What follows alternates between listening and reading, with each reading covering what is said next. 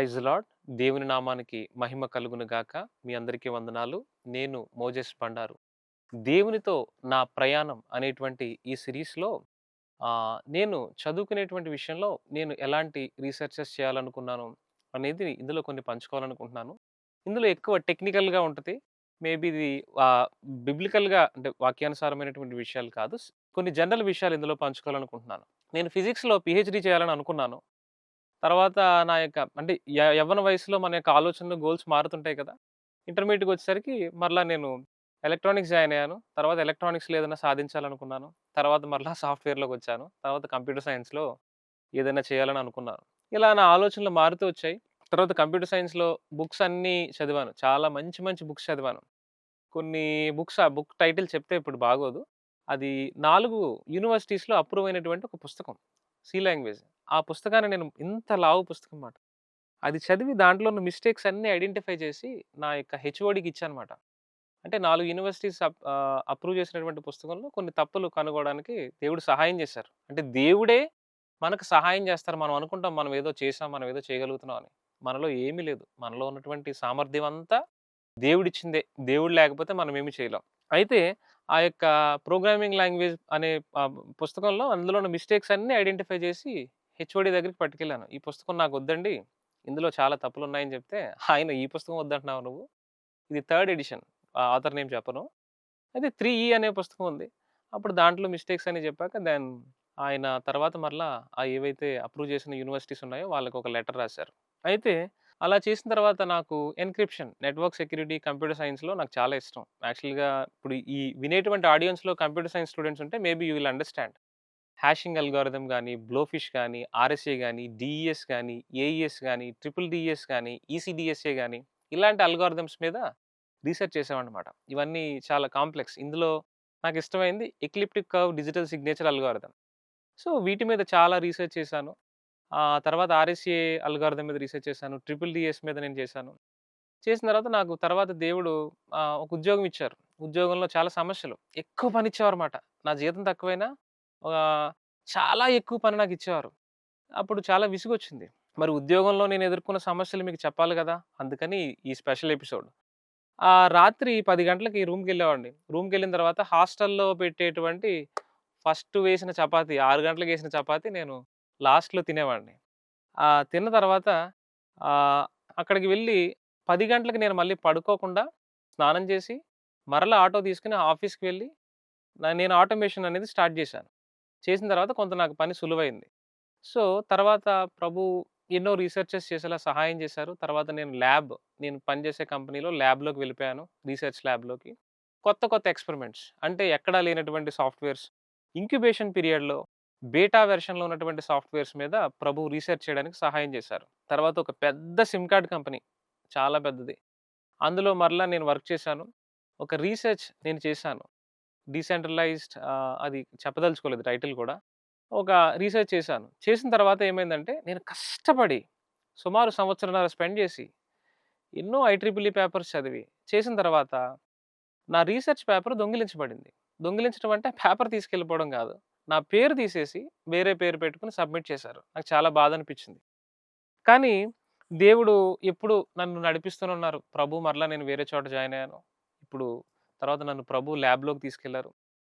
మంచి company హెడ్స్‌తో, సీఈఓలతో, సీటీఓలతో, chief business ఆఫీసర్స్‌తో అలా చాలామంది ప్రముఖులతో, కంపెనీ హెడ్స్‌తో పనిచేయడానికి దేవుడు సహాయం చేశారు. తర్వాత నన్ను ప్రభు ఇంకా అనేక విషయాలు నాకు తెలియజేస్తూ వచ్చారు. కొన్ని విషయాలు ఇంకా నేర్చుకుంటూ ఉన్నాను. అది కేవలం దేవుని కృప.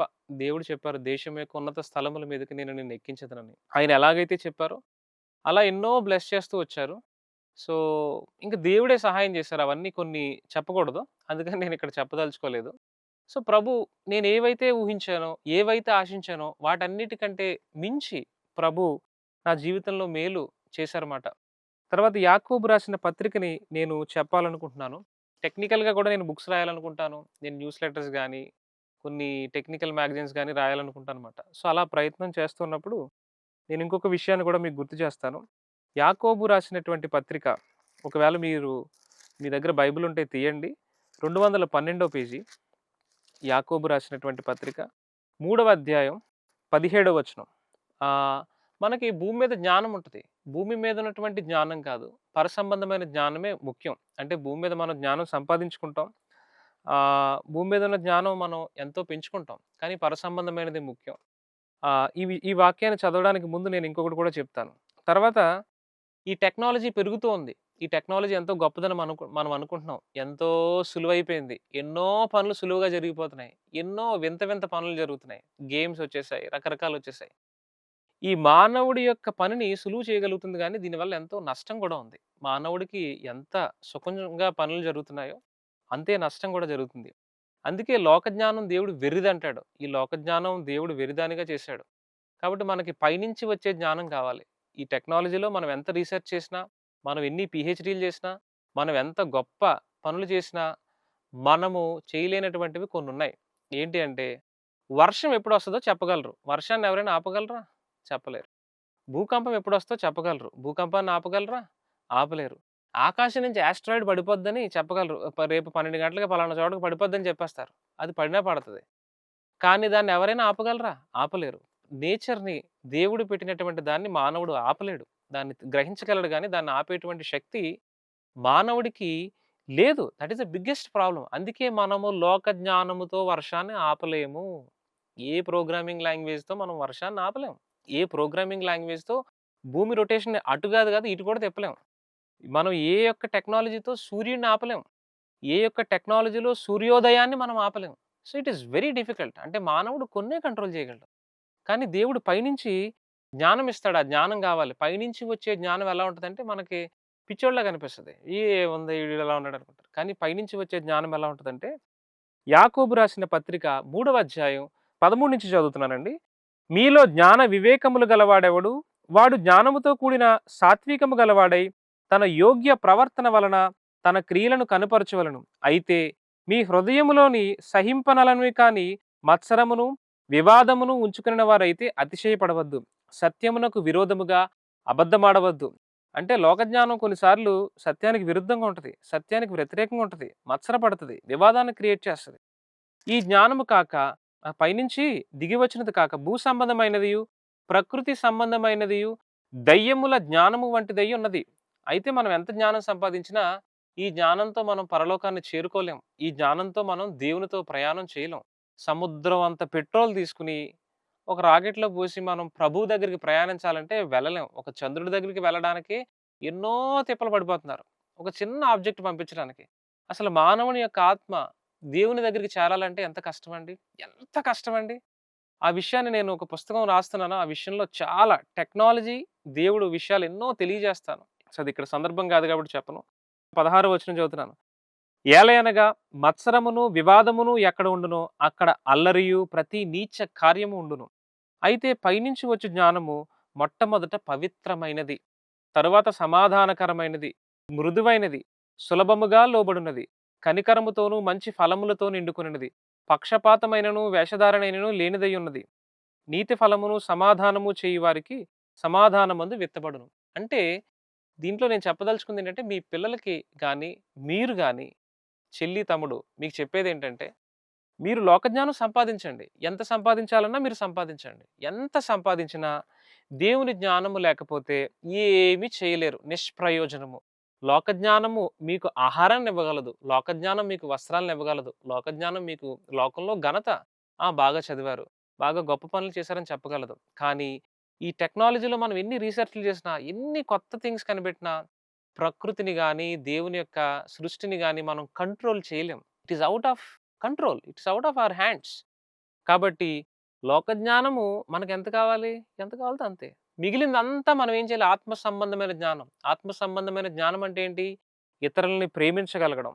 ఇతరులని సమానంగా చూడగలగడం. ఇతరుల పట్ల మనం మంచి భావజాలాన్ని కలిగి ఉండడం. ఇతరుల్ని మనం సహించుకోవడం, ఓర్చుకోవడం, ఓర్పు కలిగి ఉండడం, నిరీక్షణ కలిగి ఉండడం. ఇది నిజమైన జ్ఞానం అంటే. నిజమైన జ్ఞానం అంటే 17x17 అని చెప్పేస్తే టక్‌మని చెప్పేస్తాడు ఒకడు స్పీడ్‌గా. ఆ స్పీడ్ ఇది జ్ఞానమే.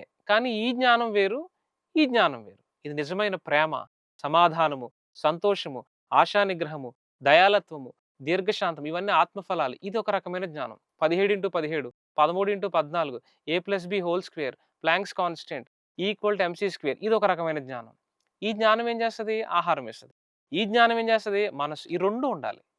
మీకు అర్థమైందా? నేను 2 చేతులు చెప్తున్నాను. ఒకసారి మరలా ఇంకొకసారి E equal to MC square. Planks constant అని ఉంటది. 6.627 into -27 erg per second, 6.65 into -34 joule per second అని ఉంటది. ఇలా రకరకాల ఈక్వేషన్స్ ఉంటాయి. ఏ ప్లస్ బి హోల్ స్క్వేర్, ఏ ప్లస్ బి ఇదంతా లోక జ్ఞానం. మరి ఆత్మ సంబంధమైన జ్ఞానం? ప్రేమ, సమాధానము, ఆశా నిగ్రహం ఇవన్నీ మాట. కాబట్టి మీ పిల్లలకి లోక జ్ఞానం ఎంత అవసరమో, ఆత్మ జ్ఞానం అంతే అవసరం. అలా కాదండి మా పిల్లోడికి ఇది ప్రార్థన గట్ట వద్దండి. మా పిల్లోడు అసలు ఇలాంటివి ఏమి వండండి. మా పిల్లోడు ఐఐటీ అండి. మా అబ్బాయి ఎంసెట్ అండి. మా అబ్బాయి ఇదే చేస్తాడండి. మా అబ్బాయికి ఓన్లీ నేను చదువు ఒకటే చెప్తానండి. ఇదంతా వేస్ట్ అండి. ఇయన్నీ మాటలు అనవసరం అండి అని చెప్తే, వీడు లోక జ్ఞానమే సంపాదించి తర్వాత ఆ తండ్రిని వాడే కొడతాడు. ఆ తల్లిని వాడే కొడతాడు. ఎందుకంటే వాడికి ఇంగిత జ్ఞానం రాదు. కనీస జ్ఞానం రాదు. కాబట్టి మనం ఎప్పుడు లోకజ్ఞానం వెర్రిది. లోకజ్ఞానం పెద్ద గొప్పదేం కాదు. దీన్ని మించినది పైనుంచి వచ్చే జ్ఞానం. ఆ పైనుంచి వచ్చే జ్ఞానం మనందరికి ఉండాలి. పల్లెటూరులో చదువుకోని వాళ్ళకి కూడా పైనుంచి వచ్చే జ్ఞానం ఎంతో మందిని నేను చూశాను. వాళ్ళేం చదువుకోలేదు. 10థ్ ఫెయిల్ అయిపోయి ఏమి చదువుకోలేని వాళ్ళున్నారు. కానీ వాళ్ళెంతో జ్ఞానవంతులు. ఎందుకంటే they have the heavenly wisdom. పైనుంచి వచ్చేటువంటి జ్ఞానం. ఆతిథ్యం ఇవ్వడం. అతిథి వచ్చినప్పుడు గౌరవించడం. ఇలాంటి జ్ఞానం మనం అందరూ సంపాదించుకోవాలి. ఈ లోక జ్ఞానం నేను ప్రార్థిస్తున్నాను. ప్రభువా నాకు ఈ లోక జ్ఞానంతో పాటు ఆత్మ జ్ఞానం ఇవ్వని నేను ప్రార్థిస్తూ ఉన్నాను. ఇందులో ఈ ఎపిసోడ్‌లో నాకు ప్రార్థన చేయాలని ఒక చిన్న ప్రేరణ వచ్చింది. I will pray for 30 seconds. ప్రభువా నీకు వందనాలు. లోక జ్ఞానం ఎంతో అవసరం. అది కేవలము భూమి మీద బ్రతకడానికి మాత్రమే. లోక జ్ఞానంతో పాటు ఆత్మ జ్ఞానం ఎంతో అవసరం. ఆత్మ జ్ఞానము నువ్వు దేవుడని గుర్తించాలి. నీవే సమస్త సృష్టిని చేశావని గుర్తించాలి.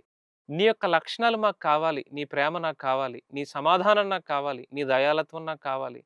అనేటువంటి బిడ్డలుగా మమ్మల్ని అందరిని ఉంచండి. నీ ప్రేమతో నింపమని. ఈ చిన్ని ప్రార్థన యేసు పాదముల చెంత పెట్టి వేడుకొనుచున్నాము తండ్రి. ఆమేన్. Thank you. మరొక ఎపిసోడ్‌లో మనం కలుసుకుందామండి. Thank you. Praise the lord. శత్రువులను జయించుట అనేటువంటి అంశాన్ని నేను మీకు తెలియజేయాలనుకుంటున్నాను. శత్రువులు అంటే మన సాటివారై ఉండొచ్చు. మన పక్కనే ఉండొచ్చు. మనం అంటే ఇష్టం లేకుండా, మనం పాడైపోవాలని, మనం వృద్ధిలోనికి రాకూడదని ఎంతో ఆటంకాలు కలుగజేస్తూ ఉంటారు. అక్కసుతో చేస్తూ ఉంటారు. వాళ్ళని మనం జయించాలంటే